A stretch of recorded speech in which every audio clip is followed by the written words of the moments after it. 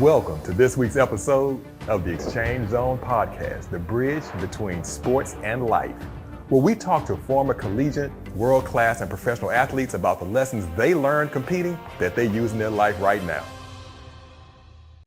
Yo, we want to welcome you to the Exchange Zone podcast. You know, in the Exchange Zone where this baton doesn't get dropped, because if you hear this, that means you dropped the baton. And if you drop the baton, you can't even complete the race, let alone win the race. And champions don't drop the baton. We are so excited today to have this brilliant former world-class athlete, Krishauna Vaughn. Welcome to the Exchange Zone podcast.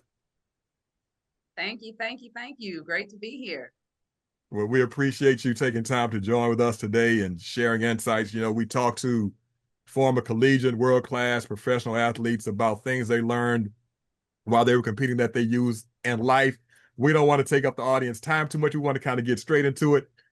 Krishauna, tell us, how did you get into sports? Where did it start? What's your favorite sport? You know, is your favorite sport the one you were best at? Catch us up on this whole sports thing for us. Yes, absolutely. So first of all, thank you for this forum. I think this is absolutely fabulous. It's a great topic. So yeah, I just wanted to say that. But so sports, very young, started off, if you want to call kickball a sport. No, I'm kidding. But It's a sport. you know, started very young, playing games that had, physical games. So yeah, really literally like, kickball and all the kind of things that we did for fun, but started a competitive drive. But my favorite sport, and the one that I continued and excelled in, was volleyball. But I did do track and field, and I did play basketball for a very, very, very small stint. But volleyball is where it's at, right? It's the best sport in American sports. That's where it goes down, volleyball. Okay. Why is volleyball the best sport? Give us some insight. I'm sure there are some similarities between volleyball and what you're doing now. So tell us, why is volleyball the best sport? So for me, I fell in love with volleyball. I think the mental, every sport obviously has a mental game, right? But I love volleyball because of the organization of the team effort. And you can't do anything really more than once. So it really does, it has to involve a team, and you can't have the ball more than 3 times on the side before you totally lose the ball. So it's just the organization of it, the team effort, and the mental focus. And I think that's how I excelled in it, just kind of based on how my brain works. Well, let's talk about the team aspect. I think that's a great component. You know, volleyball, it's 6 people on one side of the net. You know, everybody, right. For those who just watch volleyball and don't know, everybody does have a role. It's not just you're just running around with your head cut off. There's a team aspect. Everybody understands their role. Everybody understands, you know, what they're supposed to do, and there actually are plays and all of this stuff that us, you know, common people wouldn't understand. But what did the team aspect of volleyball teach you that has helped you progress through life? I mean, you're a successful business person right now. So what part of this team aspect did volleyball help teach, groom, grow that you use now, even with the teams that you build? Yeah, absolutely. It is 100% that anything really that you want to do and be successful at, more than likely is going to require a team if you're going to do it at a large scale. And again, volleyball, and really all of sports, unless it's really an individual sports. But even then, if you think about individual sports, there may be one player, but there's still a team that helps them get to the point of success that they are. And if you think about golf, so of course there's a coach and, all those sort of things. But for volleyball, going back to your point, there are 6 players, and each of the 6 players have an individual role that do not overlap. Okay. So the player in that role on the court at that time is 100% designed to facilitate that role with excellence. Because when they facilitate that role with excellence, the whole team wins. When it's their turn to shine as a defensive specialist, which I was at one point, they get to shine. Every ball that comes their way, they pick it up, because the only time you can make a play is you have to receive the ball. right? Okay. So it starts and finishes with somebody doing their role, and I think that's great because you could play. Now, I'm not taking anything away from the basketball players, but you could dribble all the way down the court and shoot the ball Yeah. yourself, even with the 4 people around, with the 5 people around. However, in volleyball, you can't do that. Yeah. 3 people are going to touch the ball, make potentially 2, but more than likely 3 people are going to touch that ball to make a dynamic play, and I love that aspect.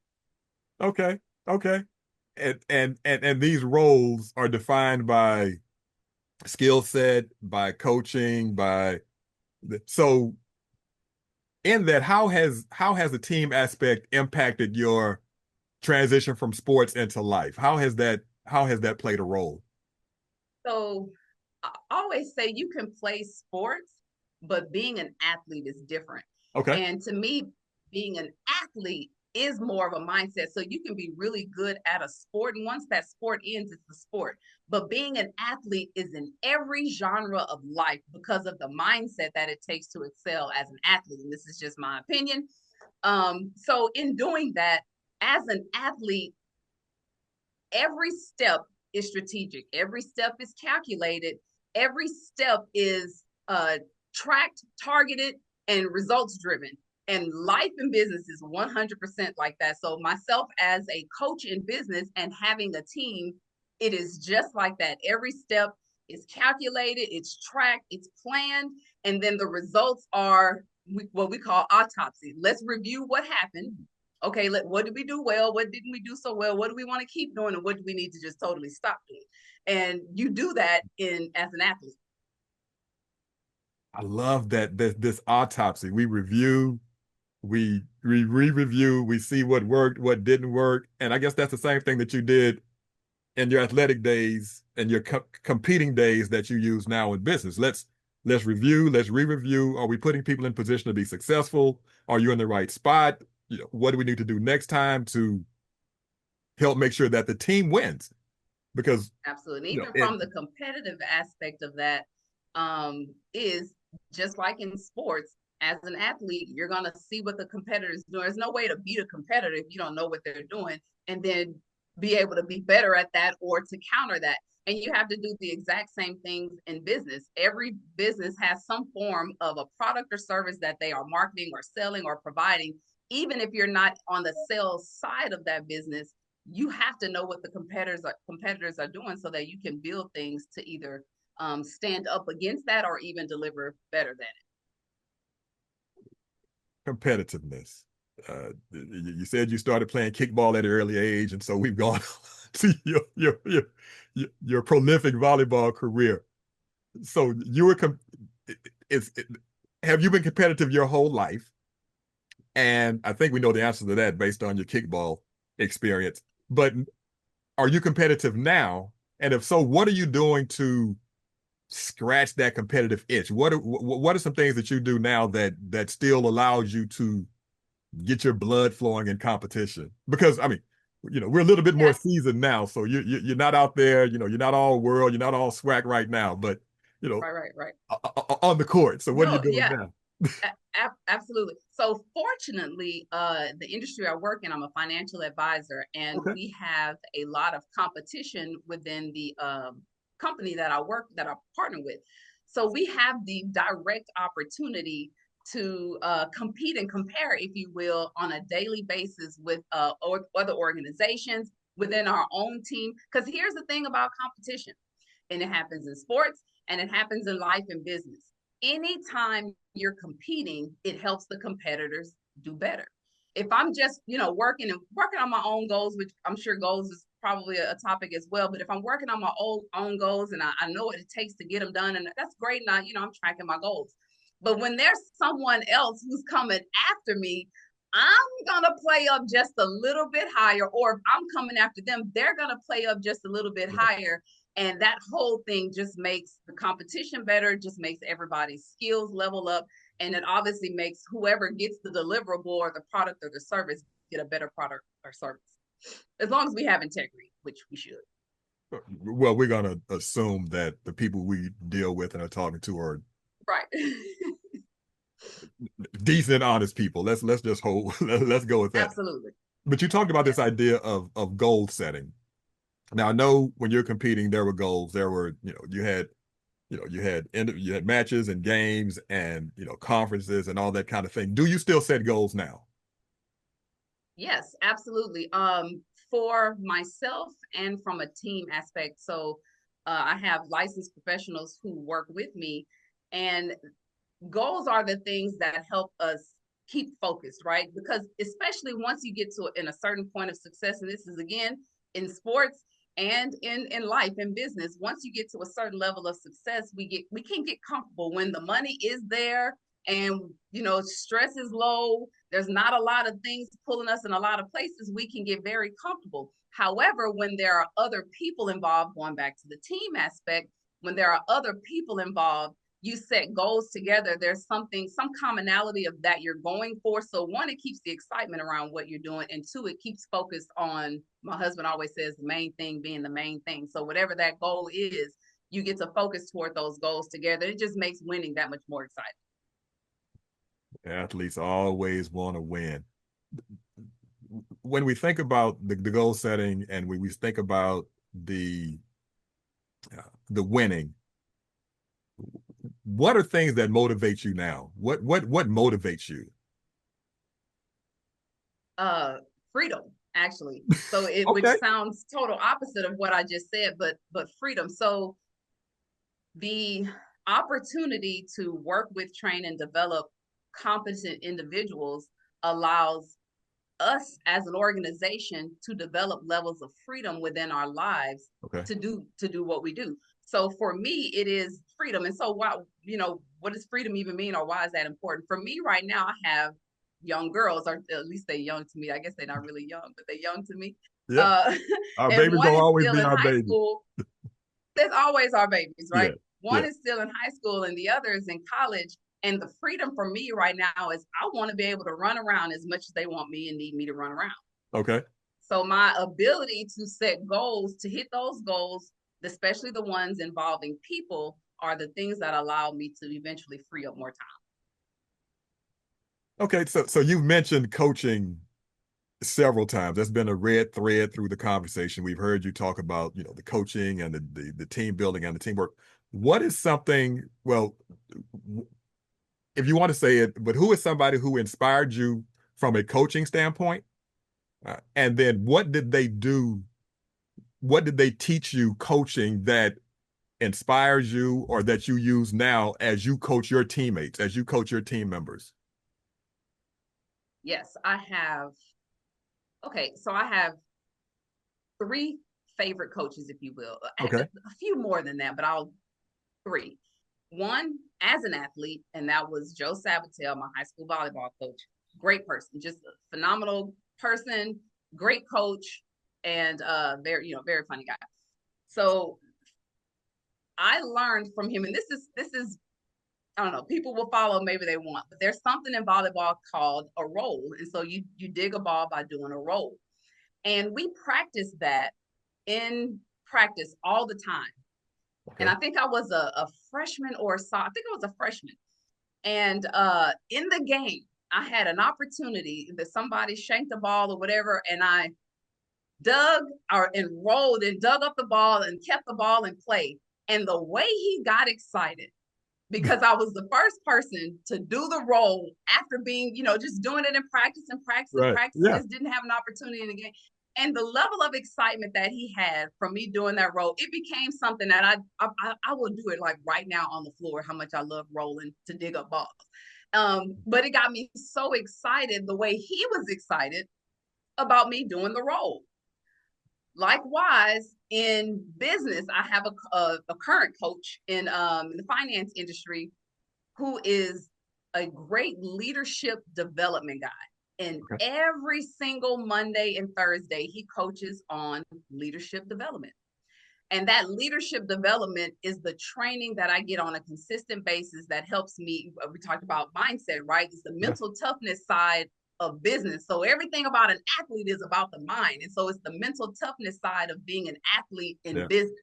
Yeah. And then even in corporate, I had a director at the time, and she was fierce. Like she was all over the place. She knew everything and everybody and all the points and pieces. And what she showed me how to do um, in business, in corporate business, was how to have my hands in multiple pots, but still do it successfully, still do it efficiently, and still deliver. So those are it's three different aspects of coaches, but all the same thing: how to use your mind, how to use your talents, and how to be efficient. That's that's very well stated and so apropos for where we are. When you talk about these leaderships, how do you define leadership? How do you define leadership or leadership success? What does that look like for you?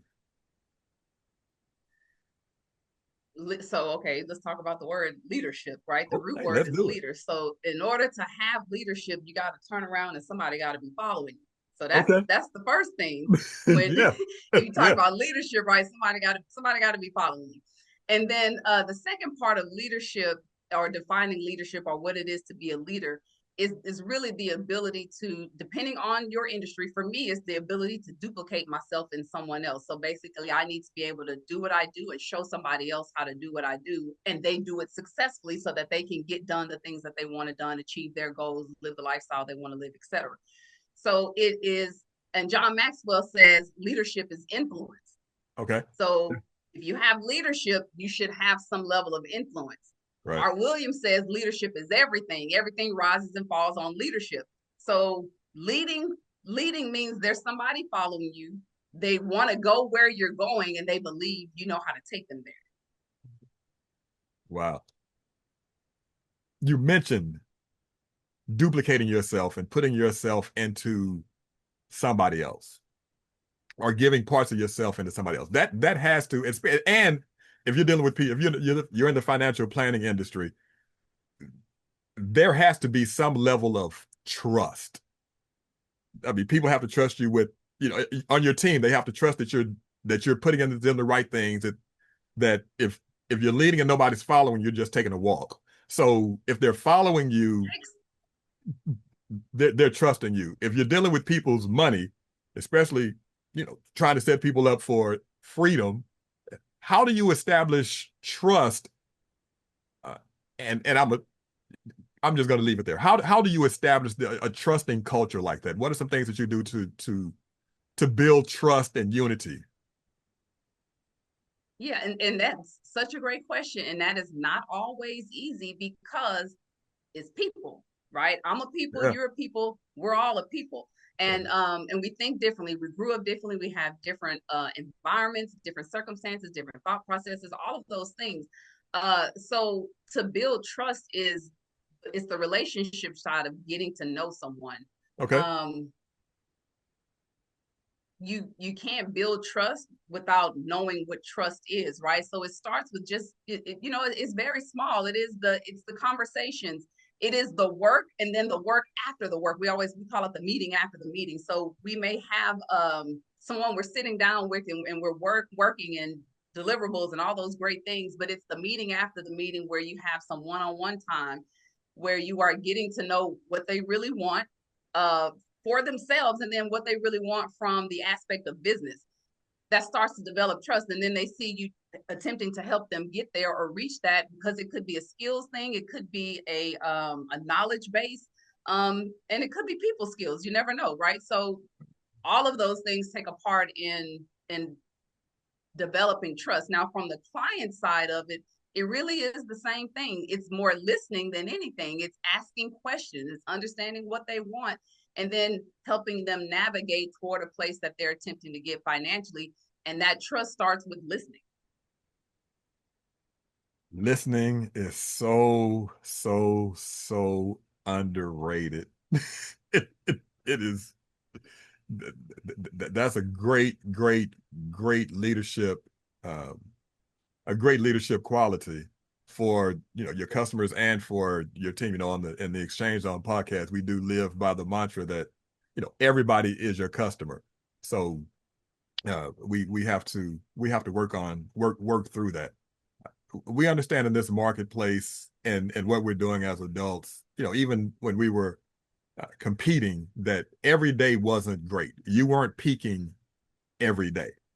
In seasons of, we're going to call them struggles, but when motivation isn't where it ought to be, or when things aren't going like we thought they would go, or things aren't going like we planned, what are some things that you do to kind of get yourself to overcome that, or that you did then and that you do now? Yeah. So because it really is a mental game, it all starts in the mind. Okay. What do you say when you talk to yourself? Kind of thing. And you have to remind yourself, even today, when things don't go as planned, step into a little bit of adversity, whatever it is, I always go back to something I did well. Okay, Okay. you did that before from scratch. You didn't know how to do it. You learned, you were trained, you were taught, then you gave it a try, you messed it up, then you tried again, and you messed it up again, and then you Yeah. did, and then you actually did it correct, and then you did it again. Well, then you became really good at it, maybe even a master. I always go back to something I've done. Okay. Okay, you've done something before, you can do this. And then also what you read. So there's a book called Split Second Choice. I can't think of the author right now, but it's called Split Second Choice. And it talks about committing and recommitting. Phenomenal book. I love it. And it really is, you have to recommit. If the goal is still the goal and whatever it is you want is still what you want, okay, well, then we haven't gotten there yet. So we don't get a chance to give up. You just got to do it again. You got to Yeah. go back to the drawing board. You got to figure out what you didn't know or what you didn't do right or whatever it is, but you got to recommit. And that's how you get through it. You got to recommit to the goal. And I guess that's why your coach had you practicing the role every The day, role. because when you need it, you practice the role. Just recommit, just do It's it. it's just like we talk about the word of God. We in church all our lives. Yeah. And we hear scriptures over and over and the stories over and over and the parables, and we hear it, we hear it, and hear it. And then one day, when you need that scripture, you say it without thinking. And you're Yeah. like, I didn't even know I really knew that scripture, right? Yeah. But it's just like that. You pull it out when you need it and you use it. Absolutely. Yeah. I guess as we become more mature in our age, we remember that. So you said you have some young, your babies, your young people. What is something that you share with them now that you learned now that you wish you would have known then? Oh, that I wish I would have known. Yeah, or something you know now that you wish you would have known that. But you have young girls, so I'm sure you're leading and pouring and motivating into them. Yes, So one of the things that I talk to them about all the time is it's not that serious. okay, We can get so caught up in stuff that's so small that we just grow and make it a big deal. That I always say is, it's not that serious. One of the things, like my daughter Casey is, she's an actress, aspiring actress, and okay, she needed to get to California. We were going to California for something, and it was last minute that they asked her to come for this audition. And she was like, "Well, what are we gonna do? We gotta get and all of this things." And I said, "We're gonna get flights." She was like, "But where are we gonna stay?" I said, "Casey, remember this: as long as you get there, you'll find somewhere to sleep. Just get where you need to be yeah, so that you can take yeah, care of business. You can always find somewhere to lay your head." It's things like that. My daughter Chloe, who plays basketball in Georgia, um, she says all the time, like, things will come up, in basketball, or they got, need to do this, or they forget something, or she has to do this, and people will get really flustered, and she says, "It's okay." And they're like, "Chloe, you're not mad?" And she like, "No." And she tells me, she like, "I'm so glad you raised me like that." wow, Because what you getting all mad about? One, if you can't change it right now, you getting mad is not gonna help it right, anyway. And right, two, just right, think about the solution. How are we gonna fix it? Let's right, do that first. Let's go there, and then we can talk about how mad we could have been. right. Then we go back and do the autopsy. We And reevaluate. then we do the autopsy. Then That's we right. do the autopsy. Let's get through it, and then we do the autopsy. That's pretty good. Um, what what is a mantra, uh, a quote, a theme that you kind of live by now? You've woven some things in and out of the conversation. That'll be interesting to see what is that you live by now. uh Something I live by now. really is, and I got this from Coach Whittle, is eat the fish and throw away the bones.